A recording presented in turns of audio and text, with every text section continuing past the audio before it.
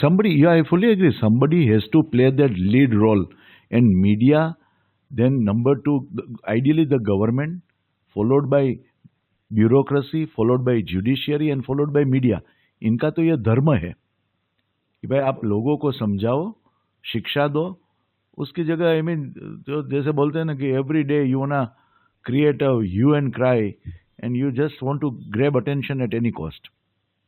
बिल्कुल बिल्कुल. आपको मेरी ईमेल मिल गई है ना आज की? बल्कि आपके बहुत से क्वेश्चन है तो you want to do all the question. नहीं, I just put them randomly. आप ले सकते हैं बट ग्रेजुअली ले सकते हैं. So because we are gonna talk entire year, so let us educate people, and अगर क्वेश्चंस आ जाए तो वील बी हैप्पी. ठीक है, बराबर. यप. एंड आपकी जो वेबसाइट है femaonline.com. बिल्कुल, femaonline.com. ठीक है, स्टैंड बाय हो जाइए. या प्लीज.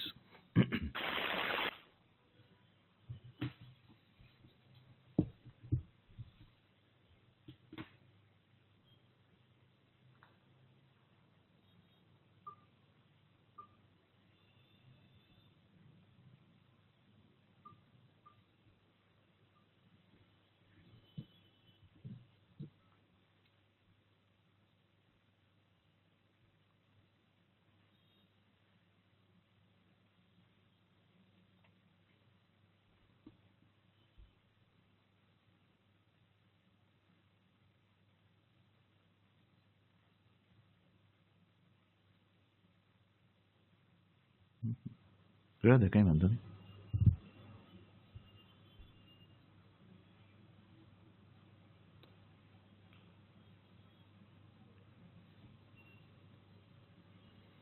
મારી ઘડી 2 મિનિટ આગળ હોય છે.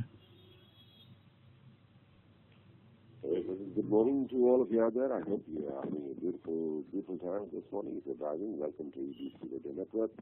And my guest tonight is Rajesh Dhruva, and of course we're talking about NRI investments, the banking regulations, the tax regulations, and of course all the help NRIs can get regarding opening a bank account, and what are the rules, what are the regulations in India, back home, and how and when, and who the best person.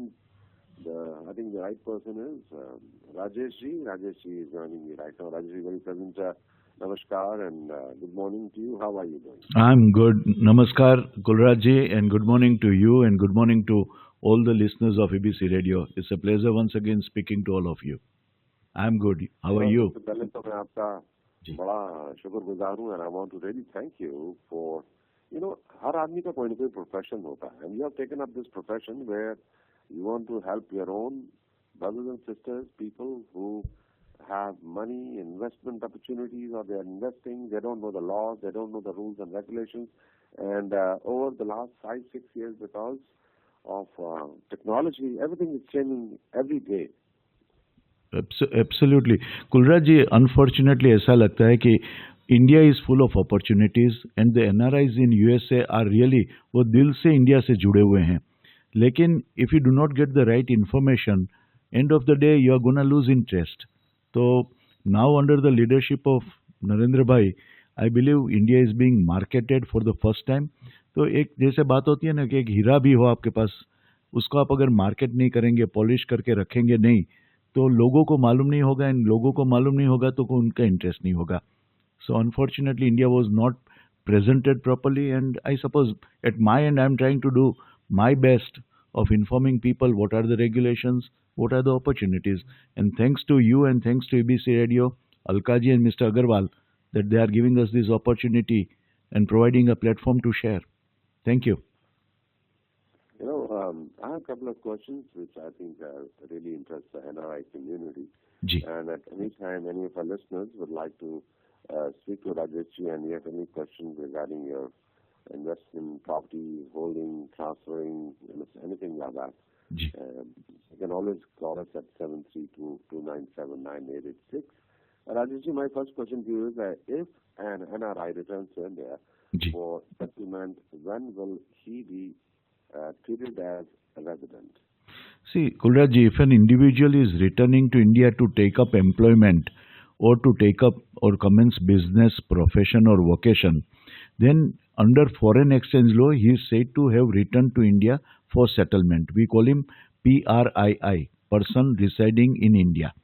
And As and when he comes to India and he takes up an employment or commences business, technically he has returned to India. So technically he becomes a resident when he returns to India, either to take up employment or to start business, profession or vocation. But the law of Foreign Exchange Management Act says that only in the year, the succeeding year, after having stayed 181 days in India, not in the very first year but in the second year, he'll become a resident of India. और एक income tax का और अलग ही कायदा है. The law of income tax says if an individual stays in India for more than 181 days in a financial year, he will be treated as a resident of India. In case of a returning Indian, there are certain exceptions. It could be even 60 days coupled with 365 days in preceding 4 years. जैसे आपके यहाँ है 181 day, 183 days or 30 days in the current year and 330 days in the earlier years. Similarly, India में भी ये है. But मोटा मोटा बात करें तो if an Indian returns to India to take up employment or start business, he would be treated as a resident of India. जी. Sir, what about returning NRI's taxation of USA income in India? See, principally, when a person returns to India for permanent settlement, in India, the law says that when you have stayed in India for more than 181 days for more than 3 years, if a person has been residing in USA for more than 10 years, upon return to India, after he stays consecutively for 3 years, 181 days or more, एक technical word है resident and ordinarily resident ROR. So when normally after 3 years he becomes ROR and then his global income becomes taxable in India. For first 2 to 3 years of return to India, his global income will not be taxable. लेकिन हो सकता है somebody has stayed out of India only for 4 or 5 years, or somebody is returning to India after 3 years only. Supposingly somebody was appointed to work for Microsoft for 3 years, then in his case the possibilities are that he will be a resident and ordinarily resident in the very first year. So it's a technical matter, but in most of the cases where people have stayed in USA for more than 10 years, normally he can take a view that in the third year only his global income will be liable to tax. It is subject to it's a subjective and relative matter, but in general we can say for a period a person who has stayed there for a longer period, it will be in the third year only. Ji. So, my next question to you is that, as you know, over the years, there are many students from India have come to USA. Yeah. Are they resident or non-resident? See, technically, आपने काफी अच्छा सवाल पूछा है. Technically, if a student leaves India, he has not gone to USA to settle down, because the visas also he gets are student visa. So technically, he is said to be a resident of India. But इसमें काफी confusion पैदा हो रही थी. The point was, as a resident, I cannot have accounts in USA. As a resident, I cannot have credit cards in USA unless I go through the Reserve Bank of India procedures. So the Reserve Bank of India, कुछ साल पहले, करीबन 10-12 साल पहले, the Reserve Bank of India has clarified that any student who goes out of India to take up studies will be technically defined as a non-resident, and by that he can maintain bank accounts outside India. He can continue to have his bank accounts in India as a non-resident, and he can also avail facilities of credit cards out of India. He can earn money. Supposingly he is allowed part-time employment, he can also earn money outside India. So that window has been opened for students almost 10 to 12 years back, and thereby that difficulty or confusion has been removed. So although students have not gone out of India for permanent settlement, technically they are defined as non-resident under FEMA, Foreign Exchange Management. The technical word is person resident outside India, PROI, and that the law is FEMA, Foreign Exchange Management Act of 1999. Rajesh, my next question to you, sir, is that now let's talk about banking. USA NRIs are connected with India, they say, and also dollar say. So are there any special banking facilities offered to NRIs? You correctly say dollar से ज़्यादा नहीं है, दिल से ज़्यादा जुड़े हुए हैं. But the interest rates in India are so very attractive that you correctly picked up the word, that there are good reasons for Indians outside India to be connected with Indian banks, मानी कि dollar से भी ताल्लुक रखना काफ़ी फायदा है, क्योंकि ordinarily a bank deposit in USA will fetch him 0.5 to 0.75% interest per year, whereas a bank in India will give him 2.25% on a US dollar deposit. So principally banking in India is really very, very lucrative, and there are very, very good offers to NRIs, both in Indian rupee options as well as in the foreign currency options. So to answer your question, NRIs can open non-resident rupee accounts, which are technically known as NRE, non-resident external rupee account, and they can also open and operate foreign currency non-resident accounts. Presently India में dollar, US dollar, Canadian dollar, Australian dollar और साथ ही साथ British pound, the Japanese yen or euro. These are 6 options of foreign currency that an NRI can maintain in India. Ji.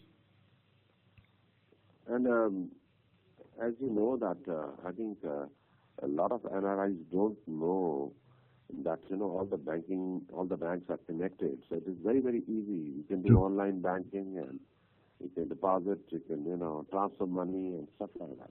Absolutely. India में technology has been a very, very rapid changes आए हैं, and it has been very, very modern now. So people can maintain their accounts, they can operate their accounts electronically, and can also transfer funds electronically in and out of the bank account. So, I mean, whether you are residing in New York or you are residing in Piscataway, your account in India, Rajkot, or anywhere in the country is literally I can say just a click away from you. Ji. So basically, NRI can maintain a bank account in rupee and dollar checking account as deposit accounts, right? No.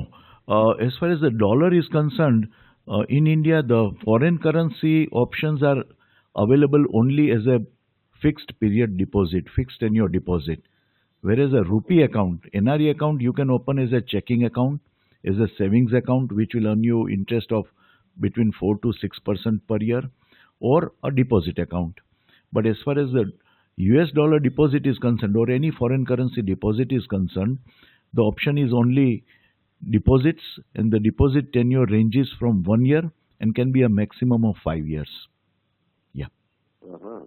हाँ, उसमें checking account allowed नहीं है. Okay. Can NRI open a rupee or dollar current account? Does he need OCI passport?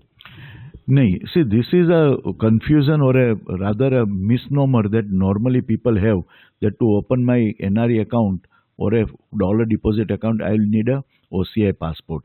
Any person, last time we discussed person की हमने definition देखी, who is an NRI. So an Indian citizen residing outside India or a US citizen of Indian origin is permissible. It is permissible for both of them to open rupee as well as dollar account. Now what the bank will ask for is simple. They will ask for a copy of passport and a copy of utility bill, which will prove meaning thereby the proof of identity and the proof of address. Now, as far as a US citizen is concerned, additionally they will ask a proof of Indian origin. And that proof of Indian origin can be multiple. Supposingly the person was born in India, the US passport will show his place of birth as India. That will suffice. And if he was born in USA, then he has to show copies of passport of either of his parents, which will show a place of birth as India, or copy of grandparents' passport. So he has to prove that either his parents, grandparents, or himself, any one of these people were born in India, or his spouse is born in India. Then the person will be defined as person of Indian origin. And then once this is done, the bank will be more than happy to open the account. So it doesn't need a OCI in principle. Ji. And folks, we just joined us. We're talking to Rajesh, and you can reach him on, Rajesh at FEMAonline.com, or you can visit the website FEMAonline.com.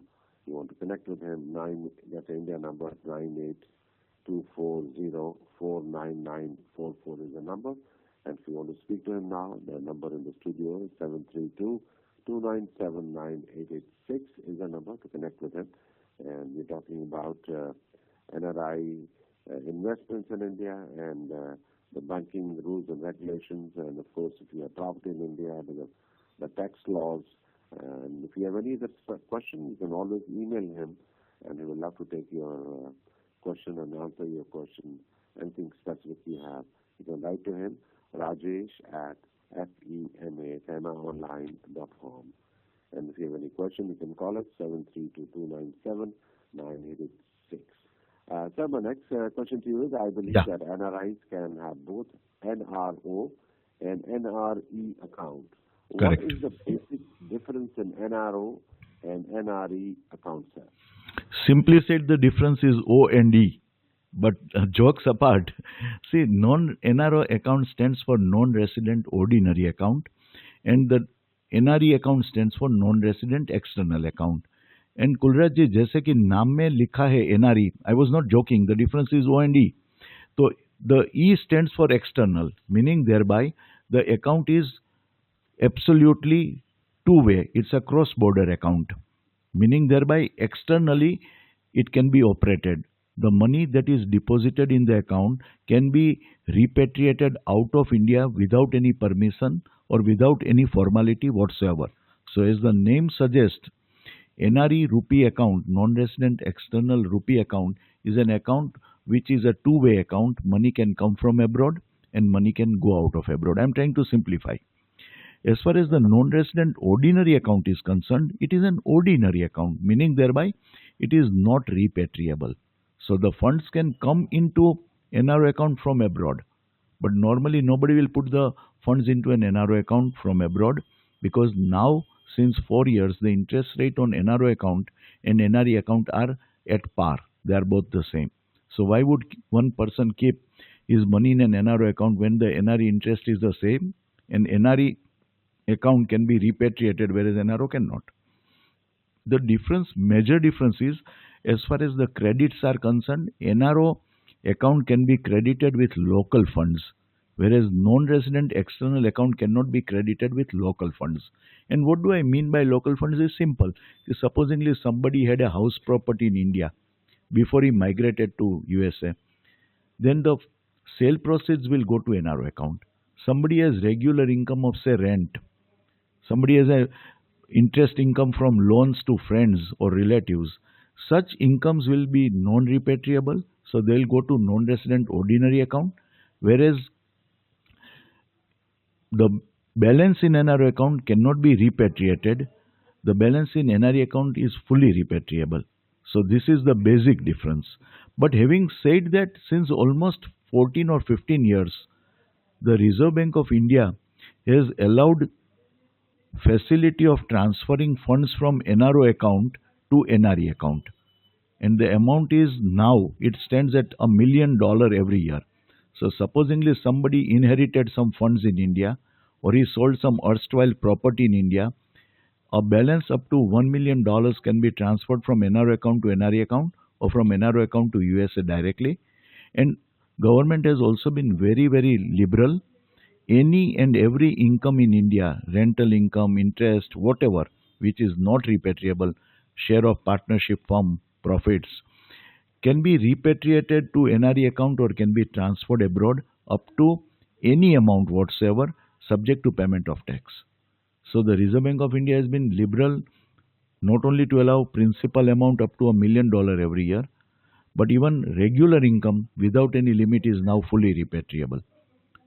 But yes, if you want to transfer the funds from NRO account to NRE account, you need to follow the procedures. You need to put up appropriate applications and chartered accountant certificates regarding payment of tax, and then thereafter the funds can be fully transferred. Ji. Can a power of attorney, say for a father or brother, a power of attorney for a father or brother residing in India open and operate NRIE accounts? Kulraji, as far as power of attorney is concerned, opening of account is not permissible. If an account has to be opened, the individual himself has to open the account in person. Most of the banks insist that the NRE or the NRO account has to be, or FCNR deposit has to be opened by the individual himself being physically present in India. But now many banks like HDFC Bank, for that reason even ICICI Bank, they have started offering the facility of opening bank accounts while somebody is in USA. So you could open a bank account signing the application forms from EBC studio itself in New Jersey, and the only thing they will insist upon is a copy of your passport as a proof of identity, and instead of one they will insist on two proofs of address, meaning thereby आप एक licence की copy दे दीजिए और आपका utility telephone का bill दे दीजिए.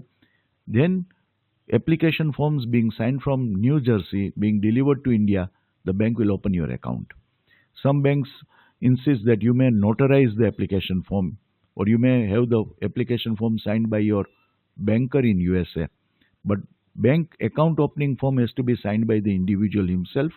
Thereafter, power of attorney holder, who is a close relative, can be father, mother, brother, or even a friend in India, can operate the account.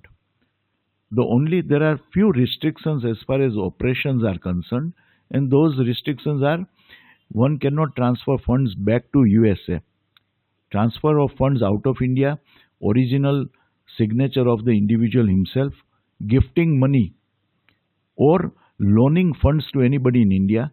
A power of attorney is not authorized to do so. There, the individual himself has to sign the documents. But otherwise, the power of attorney can freely make any debits from the account by way of investments, expenses, whatsoever.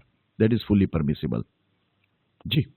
And sir, one thing comes to my mind that a few years back when these laws were not there, Ji. a lot of people in India opened up bank accounts and they might be having their bank accounts back home right now.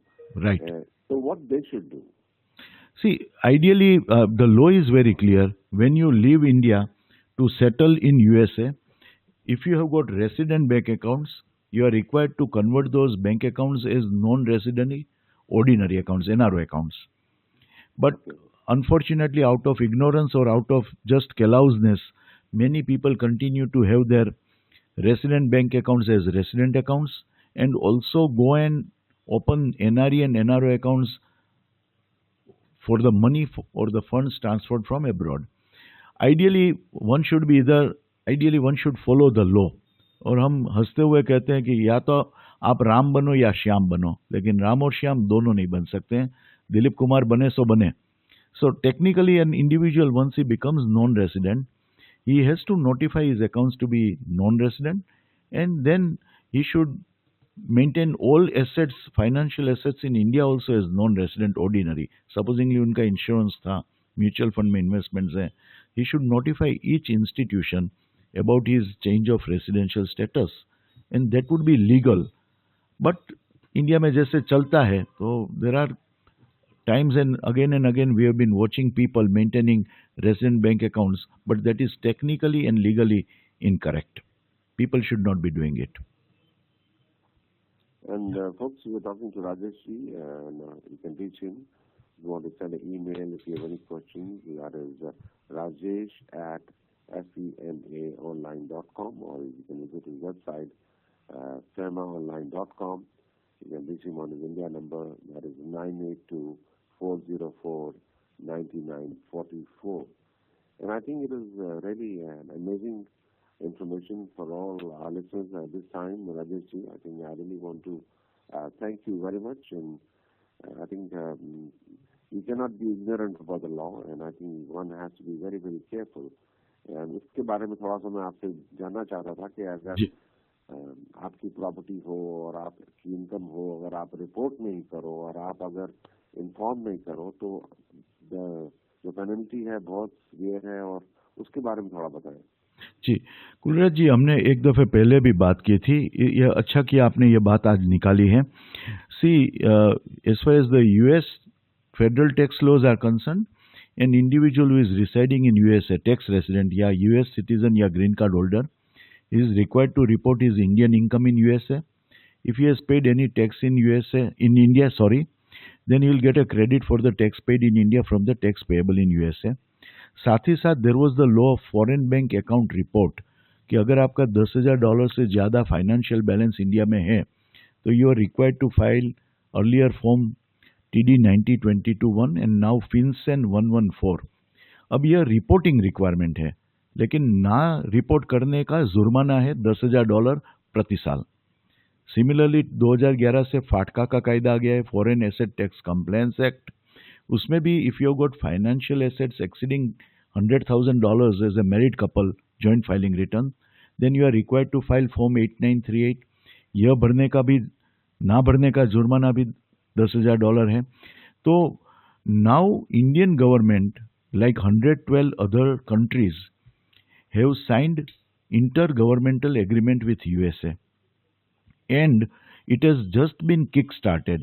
So on the 30th September, that was last week, Indian government has commenced or initiated reporting bank accounts, mutual fund accounts, insurance and broking accounts of US people to the IRS.